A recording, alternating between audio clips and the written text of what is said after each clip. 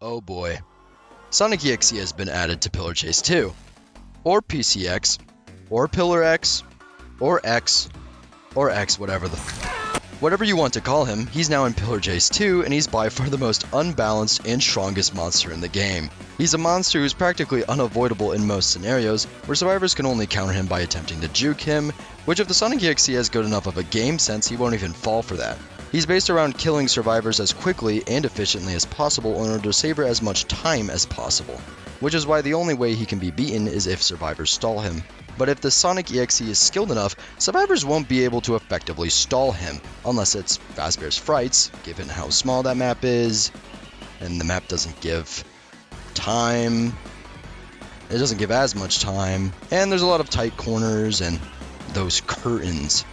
However, to see what makes him so overpowered, let's look at his stats and abilities.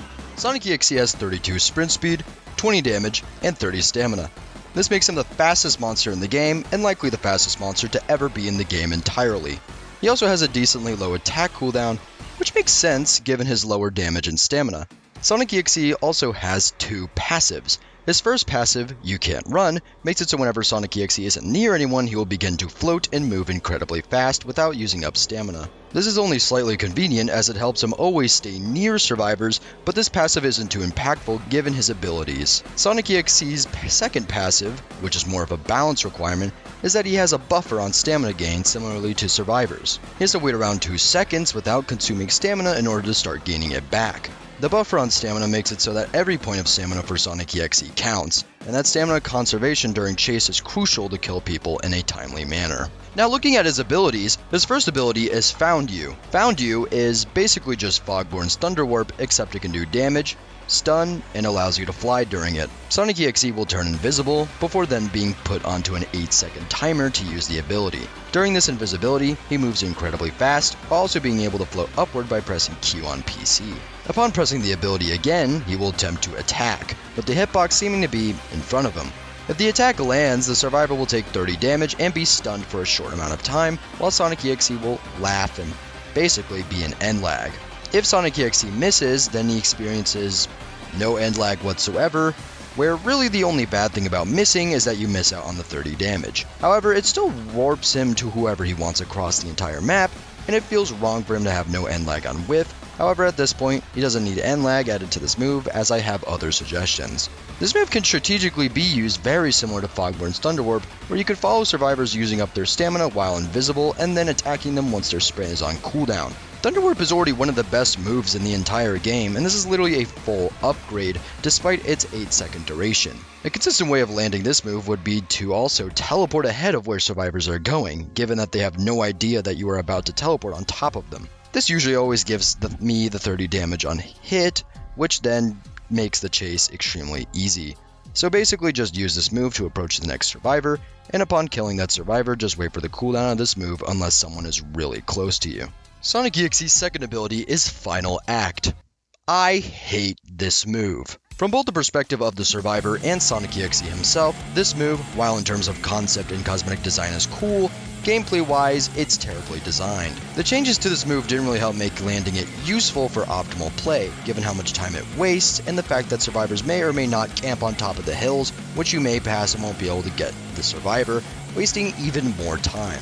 My rants aside, the move starts with Sonic EXE reaching out and flying at an incredible speed in a fully controllable manner. If Sonic EXE grabs someone while flying, they will then be sent to Final Act. The survivor is then meant to run through sets of obstacles while simultaneously conserving stamina. The move in its current state is possible to escape if you have enough stamina, which makes it seem that the move is balanced. Sonic EXE will spawn behind the player in Final Act, where he'll fly to them. He still has to dodge the obstacles and everything, and if he catches a survivor, he will deal 70 damage. Or 50 damage. Honestly, I don't even remember how much damage this move does. Another thing that happens whenever Sonic EXE grabs someone into Final Act is that a Shadow Sonic will spawn to basically take his place. The Shadow Sonic's AI loves to target a single person. However, it can do decent damage if this person has low stamina and can't run from it. That's not Miku, that's an AI trying to kill you. Oh, bro? Yes, that's an AI. No way I died to an AI, right? He's faster than walking, but of course he's slower than running, which can lead the AI to get looped, which makes this addition to Final Act pretty trivial. While it, once again, is cool and interesting in concept, gameplay-wise it just isn't it. Final Act, when used for its intended purposes, only seems to waste a chunk of time, which would have easily been saved through just using Sonic EXE effectively. However, this move isn't entirely useless. The movement that Sonic EXE gets from using Final Act is incredibly useful as a mobility to catch up to survivors without consuming any stamina, and even while regenerating stamina. So, while it does seem that the move is bad for my rants, this move is incredibly overpowered when simply used as a mobility. Just make sure not to run into any survivors during it, obviously. Although, I believe the stamina regeneration during this move is unintended, as the move is meant to drain Sonic EXE's stamina. But the drain that it does do is mitigated by him regenerating it at the same time, so it might not be this overpowered for long. Hey, editing transit here. While recording, I looked in the Discord and found out that Final Act might be getting another rework. This rework will only teleport the survivor to Final Act and not Sonic EXE, and the survivor has to escape because of fire constantly dealing damage to them during the move. The split soul thing with the Shadow Sonic also still occurs, except I'm guessing the little shadow dude is worse now. Either way, I feel this is so much better gameplay-wise for this move as it makes it worth using for the actual ability instead of its unintended mobility. However, this rework isn't guaranteed to happen, as it was just an idea posted in polls. But I do like the idea, unlike most people apparently. Especially with the rebalances Sonic EXE is receiving with his jump getting reworked, which I will mention later, and his stats getting changed again, it feels that this rework actually intends to make Sonic EXE actually have to use all of his abilities. Thank God. Sonic EXE's third and final ability is his jump, which is a very simple ability compared to his other abilities. Whenever he presses space, he jumps into the air, which regenerates 7 stamina and has a 2-second cooldown, at least as of recording this. This move can be used to jump onto elevated surfaces, though obviously the real purpose of it is for its stamina regeneration. The jump entirely mitigates the stamina buffer that he has due to allowing him to regain stamina during chase quickly. A good tip for when to use jump during chase is just use jump whenever you attempt an attack, landing it or not. This simulates how other fast monsters like Rosemary and Niloticus will stop sprinting for a split second to recover some stamina after hitting a survivor who's running. That's pretty much all there is to jump, though despite its simplicity, it's very impactful. Editing transit, again, I know.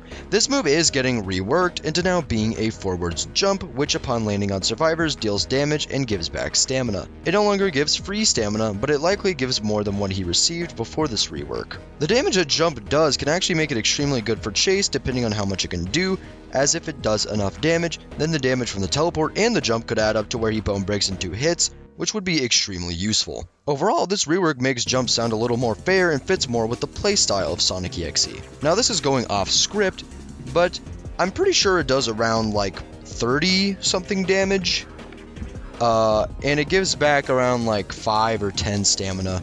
I'm not entirely sure.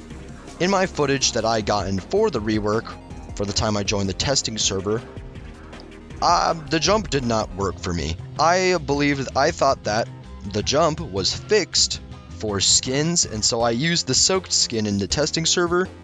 The jump was not hitting. So unfortunately, in my little footage for the rework, I, well, don't exactly have footage of it. However, I do know how it works, and, you know, I like the rework. That basically sums up my overview and guide on Sonic EXE.